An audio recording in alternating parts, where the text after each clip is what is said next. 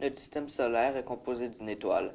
C'est une grosse boule de gaz produisant de la lumière et de la chaleur, tout ça grâce à une réaction nucléaire où l'hydrogène est transformé en hélium.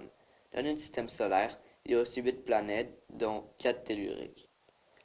Ça veut dire qu'elles ont un sol.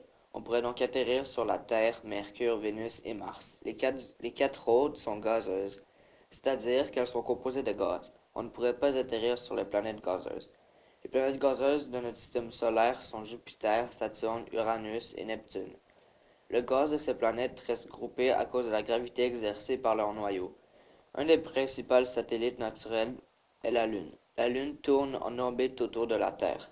Elle a été formée par la collision entre la Terre et un astéroïde. Elle est aussi, euh, elle est aussi responsable des marées sur Terre.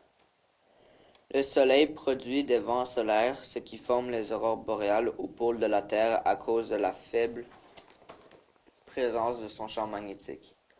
Dans notre système, il y a aussi des planètes naines comme Pluton et Cérès. Pluton est composé de roches et de méthane solide. Pluton a aussi au moins 5 satellites et une atmosphère, contrairement à Cérès, qui n'a ni atmosphère ni satellite. Une planète naine est une planète qui n'a pas éliminé tous les corps se trouvant à proximité à cause de sa gravité trop petite. Un astéroïde est un petit corps céleste ou un bloc de roche tournant autour du Soleil formé de glace et de méthane. Un météore, c'est un astéroïde ou un petit corps qui a pénétré dans notre atmosphère. Et une météorite, c'est un peu un météore ou un corps céleste qui touche le sol. Donc, dès qu'un météore réussit à franchir notre atmosphère et touche le sol, ça devient une météorite. Donc, en conclusion, le système solaire, c'est un peu un regroupement de planètes et de corps célestes qui sont regroupés autour d'une étoile, et cette étoile-là, c'est le Soleil. Le vaisseau utilisé pour le voyage se déplace à une vitesse de 100 millions de kilomètres à l'heure. Le vaisseau est en forme de V, ce qui lui donne un bon aérodynamisme pour aller le plus vite possible. À bord du vaisseau, il y a 3 piscines et plusieurs jacuzzis.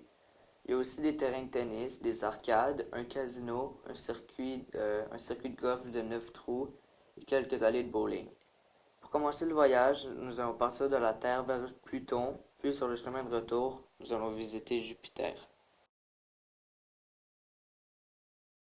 La Terre est une planète du système solaire. Il s'agit de la cinquième planète la plus grande dans la masse et la taille.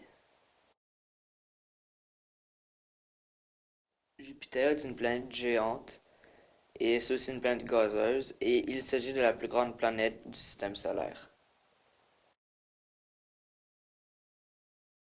Pluton est une planète naine avec une mince couche de gaz. Elle est une des planètes les plus éloignées du système solaire.